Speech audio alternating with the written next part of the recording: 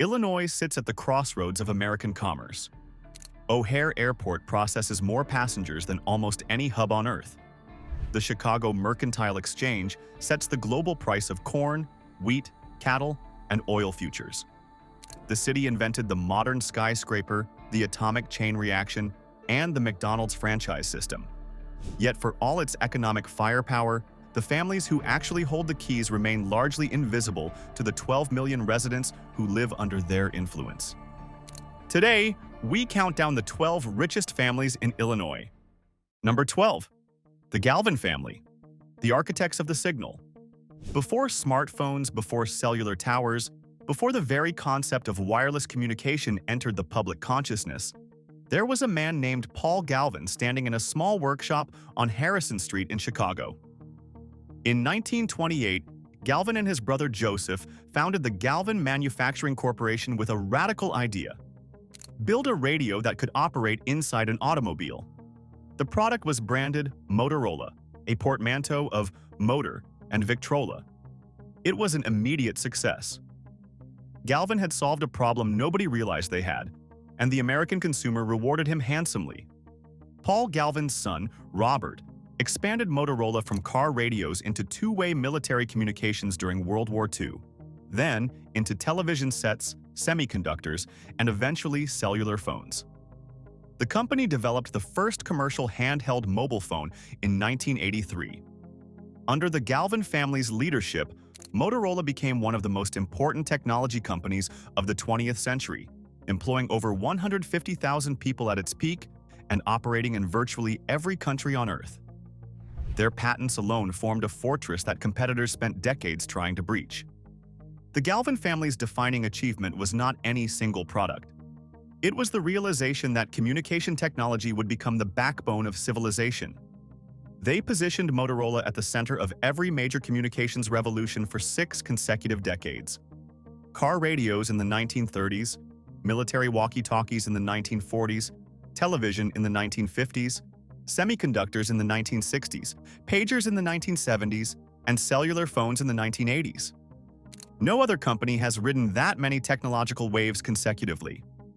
The general public associates Motorola with flip phones and walkie-talkies, products that feel quaint in the era of the iPhone.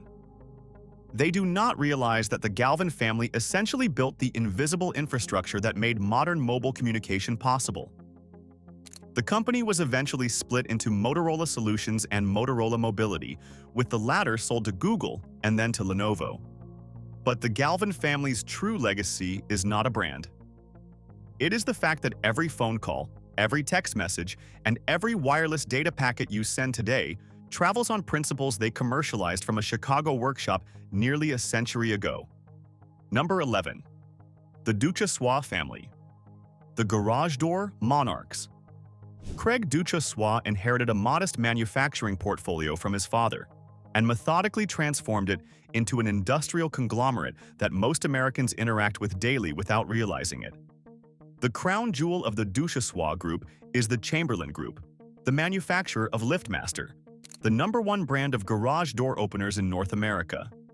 If you press a button and your garage door opens, there is a strong probability that a Duchossois manufactured motor is doing the lifting.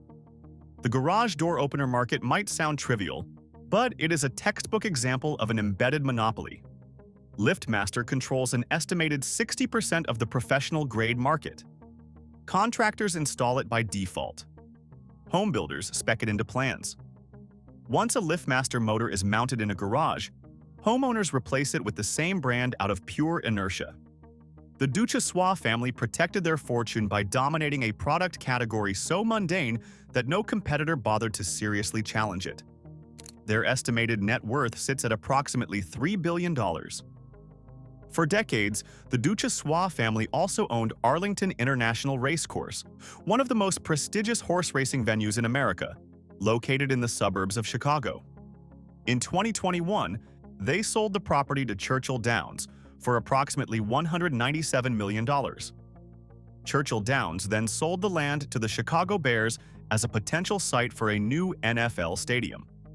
The Duchossois family converted a horse racing track into the linchpin of one of the most expensive stadium negotiations in professional sports history. extracting maximum value at the perfect moment. Nobody discusses the Duchossois family at dinner parties. They manufacture garage door openers and once owned a racetrack.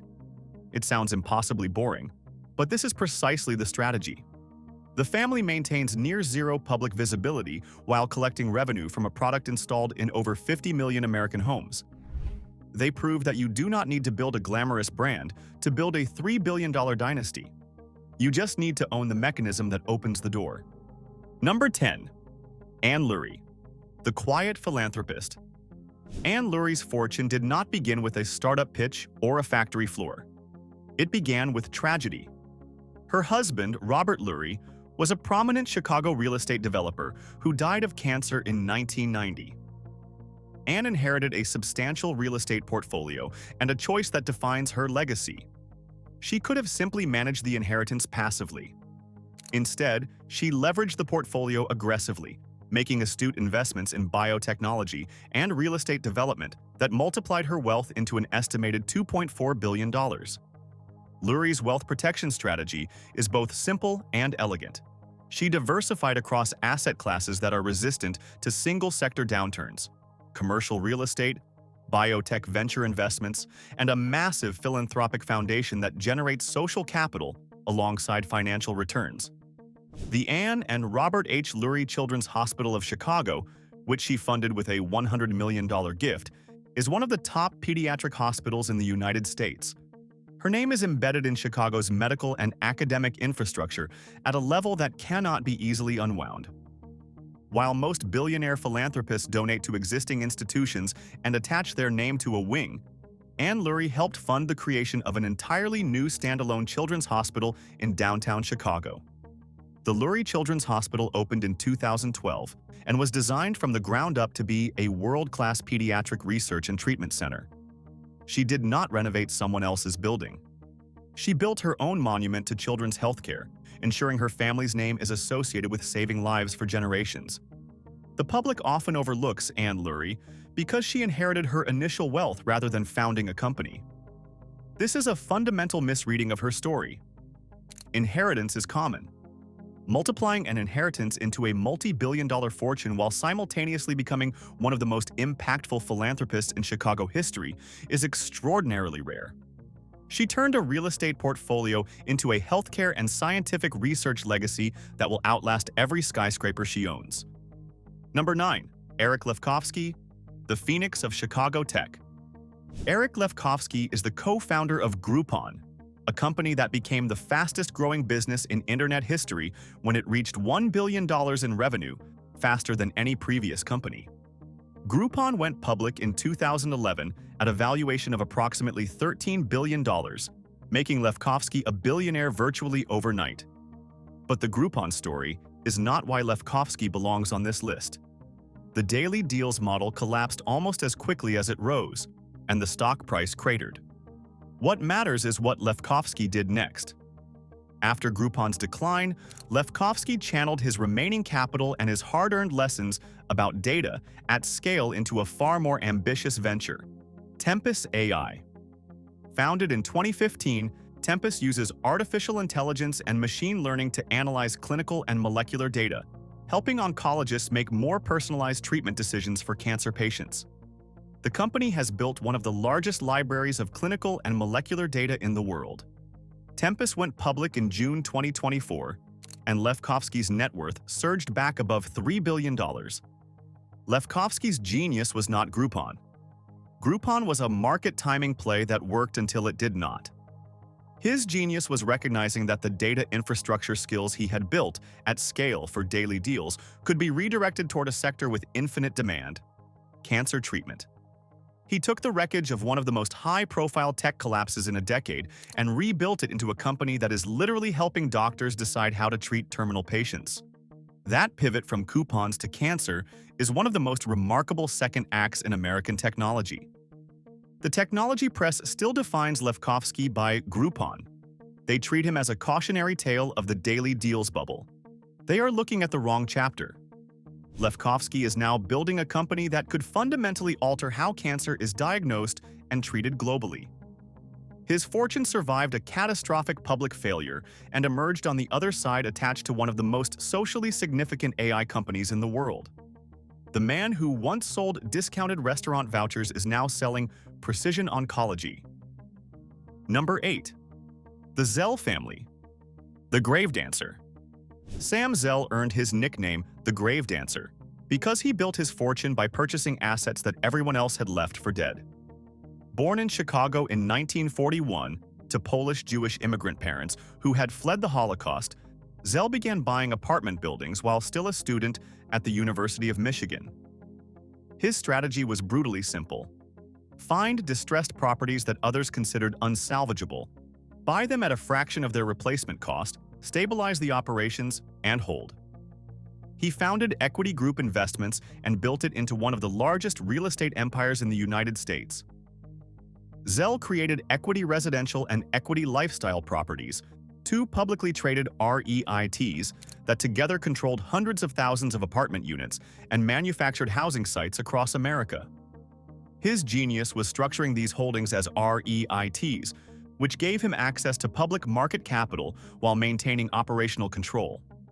At his peak, Zell controlled more residential real estate than virtually any individual in American history.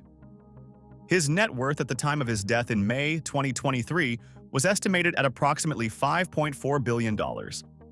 In 2007, at the absolute peak of the real estate bubble, Zell sold equity office properties to Blackstone Group for $39 billion, the largest leveraged buyout in history at the time.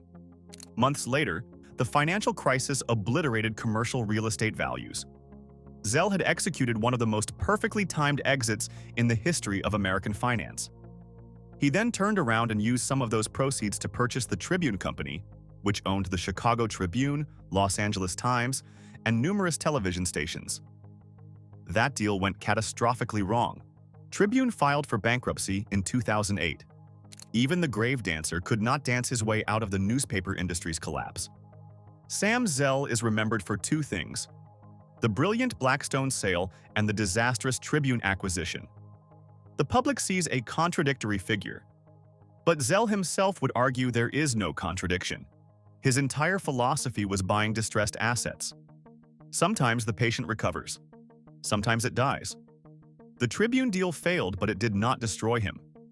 He absorbed a multi-billion-dollar loss and continued operating one of the largest real estate portfolios in America until his death. The Grave Dancer lost one round. He won the other 50. Number 7. The Bluhm family. The casino architect. Neil Bluhm built two parallel empires from Chicago, one in commercial real estate and one in legalized gambling.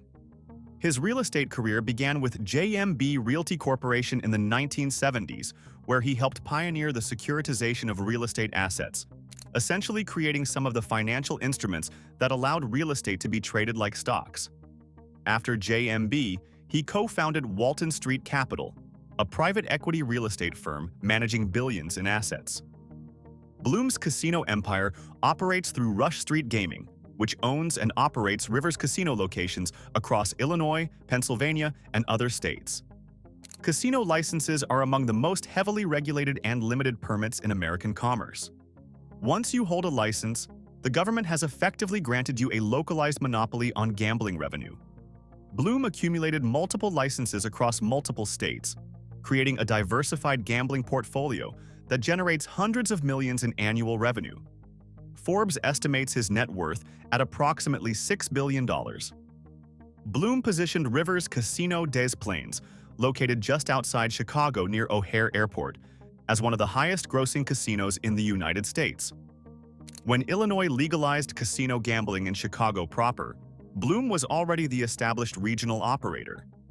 He had spent years cultivating relationships with state legislators and regulators, building the political infrastructure necessary to ensure his interests were protected as the gambling landscape expanded. He did not wait for legalization. He positioned himself years in advance.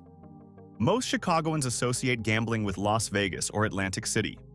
They do not realize that one of the most profitable casino operators in the country is headquartered in their own city, run by a real estate developer most of them have never heard of.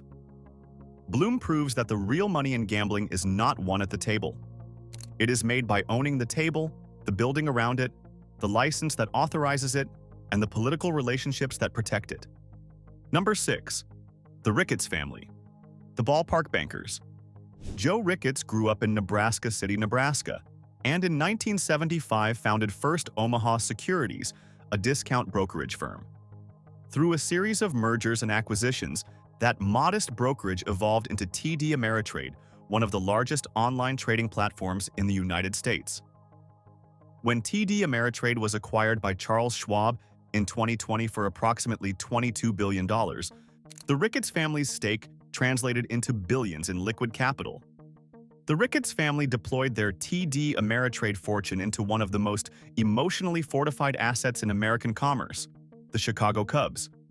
Tom Ricketts, Joe's son, led the family's purchase of the Cubs in 2009 for approximately $845 million. The Cubs had not won a World Series since 1908, making them the most romantically cursed franchise in American sports. The Ricketts family invested over $1 billion in renovating Wrigley Field and developing the surrounding Wrigleyville neighborhood, transforming a crumbling ballpark into a premium entertainment destination.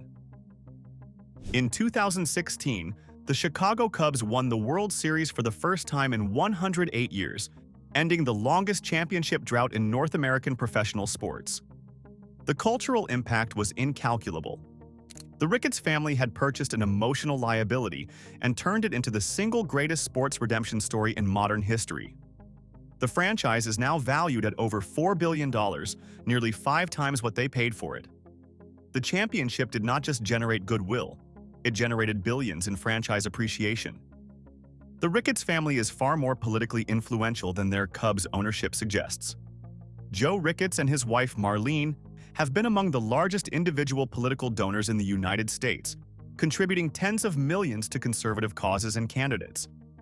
Their son Pete Ricketts served as governor of Nebraska and currently serves as a United States senator. The family does not just own a baseball team. They operate a political infrastructure that stretches from Wrigley Field to the United States Capitol. The Cubs are the public face. The political machine is the private engine. Number 5. The Uihlein family. The box billionaires. In 1980, Dick Uihlein and his wife Liz started Uihlein in the basement of their home, selling shipping and packaging supplies from a catalog. The concept was deceptively simple. Provide businesses with boxes, tape, packing materials, and warehouse supplies delivered quickly and reliably.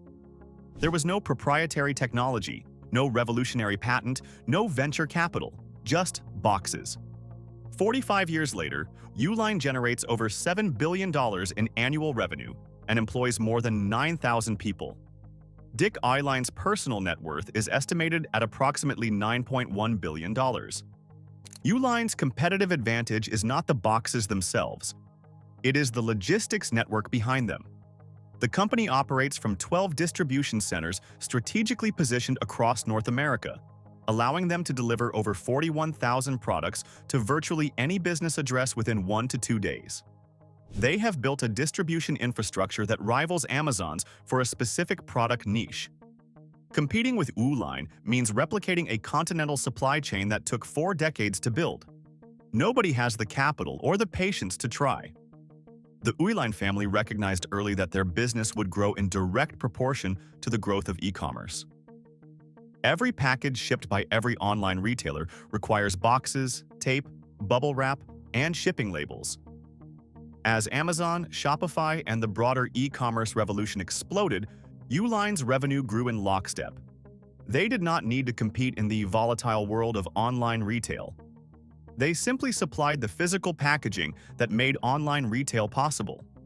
They bet on the inevitability of shipping, and the bet paid $9 billion. The Uihlein family's financial influence extends far beyond shipping supplies. Dick and Liz Uihlein are among the largest political donors in the United States, contributing over $200 million to conservative candidates and political action committees. Their donations have influenced Senate races, gubernatorial campaigns, and presidential primaries across the country. The general public buys a roll of bubble wrap from Uihlein and thinks nothing of it. They do not realize that a fraction of that purchase price is being channeled into reshaping the American political landscape. The Uihleins did not just build a shipping empire, they built a political one. Number 4. Ken Griffin, the algorithm king who left. Ken Griffin started trading convertible bonds from his dormitory room at Harvard University using a satellite dish he installed on the roof to get real-time market data. In 1990, at the age of 22, he founded Citadel, a hedge fund based in Chicago. Over the following 3 decades, Griffin built Citadel into one of the most successful hedge funds in history, with over $60 billion in assets under management. His personal net worth is estimated at approximately $43 billion, making him one of the 20 wealthiest individuals on the planet. Citadel's dominance is built on quantitative trading strategies that use advanced mathematics, machine learning, and proprietary algorithms to identify and exploit market inefficiencies faster than human traders can blink. The firm also operates Citadel Securities, one of the largest market makers in the world, processing a significant percentage of all U.S. equity trades. Griffin built a financial machine so sophisticated that it essentially functions as a private tax on the velocity of global stock trading. Every time a share changes hands, there is a measurable probability that Citadel Securities is facilitating the transaction. In 2022, Ken Griffin announced he was moving Citadel's headquarters from Chicago to Miami. The decision sent shockwaves through the Illinois business and political establishment. Griffin had been Chicago's most prominent billionaire, a major philanthropist who donated $150 million to the Museum of Science and Industry, $125 million to the University of Chicago, and hundreds of millions more to local institutions. His departure was widely interpreted as a direct rebuke of Illinois tax policy, crime rates, and political leadership. He took $43 billion in personal wealth and one of the most important financial institutions in the world out of the state. Ken Griffin's departure from Illinois is not merely a relocation story. It is an economic warning. When a single individual's exit can meaningfully impact a state's tax revenue, philanthropic ecosystem, and business prestige, it reveals just how concentrated wealth has become. Griffin was not just a resident of Illinois. He was a pillar of its cultural and financial infrastructure. His decision to leave demonstrated that in the modern economy, states do not own their billionaires. The billionaires own the choice of where to live, and they will exercise it when the calculation changes. Number 3. The Wrigley Family, the chewing gum empire. In 1891, William Wrigley Jr. arrived in Chicago from Philadelphia with $32 in his pocket and a plan to sell his father's scouring soap. To incentivize purchases, he offered free sticks of chewing gum with every order. The customers showed far more enthusiasm for the gum than the soap. Wrigley possessed the business instinct to follow the demand rather than his original plan. He pivoted entirely into chewing gum manufacturing, founding the William Wrigley Jr. Company. Within 2 decades, brands like Juicy Fruit, Double Mint, and Spearmint dominated the American market. Wrigley protected his empire through a marketing strategy that was revolutionary for its era: mass advertising. He spent more on advertising per dollar of revenue than almost any company of his time, plastering Wrigley gum ads on streetcars, billboards, and in magazines across the country. He understood that chewing gum is a low-cost impulse purchase, meaning the brand that stays top of mind wins the sale. His second masterstroke was distribution. He built a logistics network that placed Wrigley products at the checkout counter of virtually every store in America. He did not just manufacture gum, he manufactured the habit of buying it. The Wrigley family also purchased the Chicago Cubs in 1921 and built Wrigley Field into one of the most iconic venues in American sports. For decades, the Wrigley name was synonymous with both chewing gum and baseball. In 2008, Mars Incorporated acquired the William Wrigley Jr. Company for approximately $23 billion, one of the largest confectionery deals in history. The following year, the family sold the Cubs to the Ricketts family for approximately $845 million. In the span of 2 years, the Wrigley dynasty converted a century of industrial and cultural capital into nearly $24 billion in liquid wealth. William Wrigley Jr. arrived in Chicago with $32 and built a company that sold for $23 billion. That is a return of approximately 71,875,000% over 117 years. The public remembers Wrigley as a chewing gum brand. They have forgotten that the family simultaneously owned a Major League Baseball team, developed Catalina Island off the coast of California, and wielded enormous political influence in both Chicago and nationally. The Wrigley family did not just sell gum. They sold the American consumer an unconscious habit and collected royalties on it for over a century. Number 2. The Crown family. The defense contractors.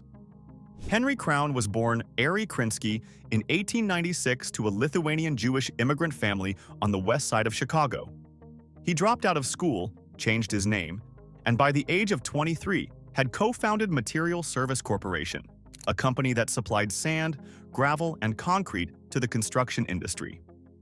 Crown recognized that every building, every bridge, every highway being built in the rapidly expanding city of Chicago required his raw materials. He did not need to build the structures.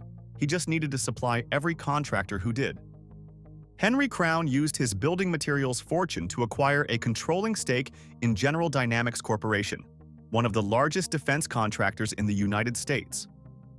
General Dynamics manufactures nuclear submarines, Gulfstream business jets, armored combat vehicles, and advanced weapon systems for the United States military and allied governments worldwide. The Crown family maintained their controlling interest across generations. Their combined net worth is estimated at approximately $10.2 billion. General Dynamics currently generates over $42 billion in annual revenue, securing contracts that are backed by the full spending authority of the United States Department of Defense. The brilliance of the Crown family's strategy is the nature of their customer. The United States government is the most reliable customer on Earth. Defense contracts are multi-year, multi-billion-dollar commitments backed by a sovereign entity that has never defaulted on a payment. When the Crown family acquired control of General Dynamics, they effectively converted their fortune from cyclical building materials into a permanent annuity funded by American taxpayers. Recessions do not reduce military spending. In many cases, they increase it. The Crown family built a fortune that is recession-proof because it is war-proof. The Crown family operates with a level of discretion that is almost incomprehensible for a dynasty controlling one of the largest weapons manufacturers on the planet. They do not appear on magazine covers. They do not make political speeches. They do not tweet. Lester Crown, who led the family for decades, was known for his extreme aversion to publicity. The general public has never heard of the Crown family, yet they are the controlling shareholders of the company that builds the submarines carrying America's nuclear deterrent. They are the silent partners to the most powerful military in human history, and they have been collecting dividends from that partnership for over half a century. Number 1. The Pritzker family. The 11 Billionaire Dynasty. The Pritzker story begins with Nicholas Pritzker, a Ukrainian Jewish immigrant who arrived in Chicago in 1881 with nothing. His son, Abram, Nicholas Pritzker, became a successful attorney and began making strategic real estate investments across the city. But it was Abram's sons, Jay, Robert, and Donald, who transformed the family from wealthy to dynastic. In 1957, Jay Pritzker purchased a small motel called the Hyatt House near the Los Angeles airport. He saw something in the motor lodge concept that other hotel operators had missed. Business travelers would pay a premium for modern, efficiently designed accommodations near airports and convention centers. He expanded the concept into the Hyatt Hotel Corporation, one of the largest hospitality companies in the world. The Pritzker family's wealth is not concentrated in a single company. It is dispersed across an intricate web of trusts, holding companies, and diversified investments spanning hospitality, manufacturing, healthcare, and financial services. The family controls Marmon Group, a Berkshire Hathaway subsidiary encompassing over 100 manufacturing and service companies. They founded the Pritzker Architecture Prize, the most prestigious award in the architectural profession, often described as the Nobel Prize of Architecture. They have endowed universities, hospitals, and cultural institutions across the country. Forbes counts at least 11 individual billionaires within the Pritzker family, with a combined estimated wealth exceeding $30 billion.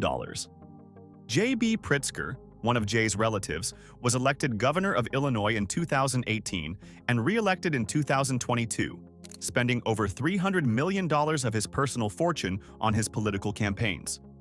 He became one of the wealthiest elected officials in American history. But the move was not merely vanity.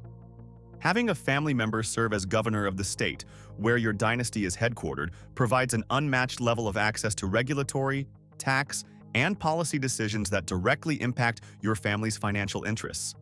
The Pritzker family does not lobby the government. One of their own is the government. The most remarkable aspect of the Pritzker dynasty is not their wealth, it is their durability. Most American fortunes dissipate within 3 generations. The Pritzkers are now operating in their 5th generation of extraordinary wealth, with 11 billionaires spread across multiple family branches. They have survived internal lawsuits between family members, massive trust restructurings, and the constant gravitational pull of dilution that destroys most dynasties. They achieve this by treating wealth management as a discipline equal to wealth creation. The family employs dedicated professional trustees and investment managers whose sole purpose is ensuring that the Pritzker fortune compounds across centuries, not merely decades. They do not just own Illinois. They have engineered a financial organism designed to own it permanently. Illinois is not merely the crossroads of America. It is a privately controlled financial fortress disguised as a Midwestern state. From the grave dancer who timed the greatest real estate exit in history, to the hedge fund king who took $43 billion and walked away, to the 11 billionaire dynasty with one of its own sitting in the governor's mansion, these families do not merely participate in the Illinois economy. They dictate its terms. They build the weapons, open the garages, process the trades, and package the shipments. Their influence does not stop at the state line. It radiates across the entire Midwest and into the halls of the federal government. Which Illinois dynasty wields the most absolute power? The algorithm king or the 11 billionaire political machine? Share your answer in the comments. And if you want to see behind the curtain of who really controls America, subscribe to Global Status. We follow the money others pretend does not exist.